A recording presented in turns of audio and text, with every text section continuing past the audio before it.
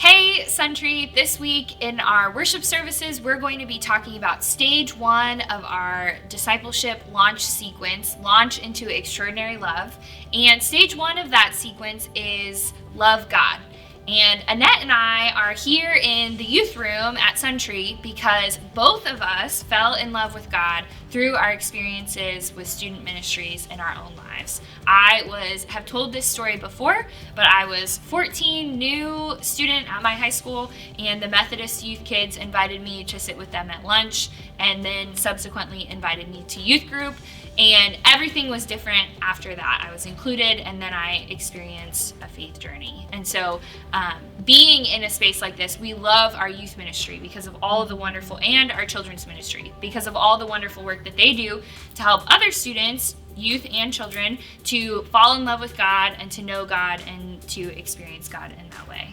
So yeah, it's neat to be in this room and to think about the impact that being a part of youth ministry, in particular in my home church, really had on me, and is having on so many young people here, children and youth, and we see some of the signs of that in the room around us. But like Allie, I grew up in the church, and so I always, even as a child, had this really clear sense that God loved me. I got that message through worship and through children's ministry really strongly when I was a child.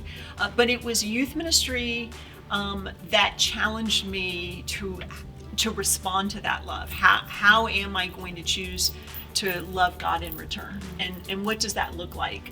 What does it mean to make it a two-way relationship instead of just receiving God's love? How do I respond to it and literally follow Jesus is kind of the way I understood it. And it was as a part of youth ministry that I made that commitment to follow Jesus. But one of the things too that I go back to over and over again is something that some pastor, and I don't know who said this, but somewhere along the line when I was still a pretty young person, talked about the fact that it's one thing to remember the time that you fell in love with God and decided to return love back to God in response to God's love for you. And some of us can name that, and sometimes you can't, because sometimes it's such a gradual kind of leaning into relationship that maybe you can't name a place and a time. But even if you can, this person made the point that we should always, that one experience should not be the only experience that we describe in falling in love with God. That if we go our whole life as a follower of Jesus and we can still only talk about that one experience, that commitment, then we've missed the point. Because being a follower of Jesus, loving God in response to God's love for us, is a lifelong process.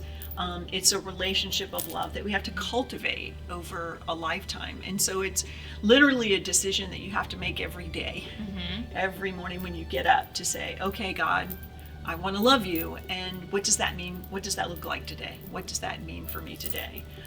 And there are practices that we all need to cultivate, I think, in our lives, and that looks different for each of us, but in order to keep that love fresh. And part of the series this month, and in general as we explore what it means to love God, is sometimes, this happened to me just this past year, what we were doing to keep that love alive doesn't work anymore. And just like any loving relationship that you have with a parent or a sibling or a spouse, you have to try new things and engage in different ways. And so tomorrow on the podcast, we're going to be talking about how we continue that cultivation through journaling and different types of prayer practices, how we continue to love God.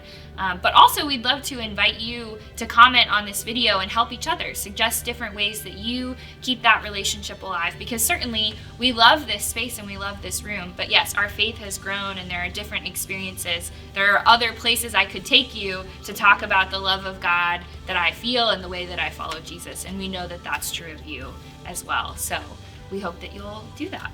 Yeah, so check out the podcast, like and comment, share with us what are the ways that you are seeking to keep your love for God vibrant and fresh and new.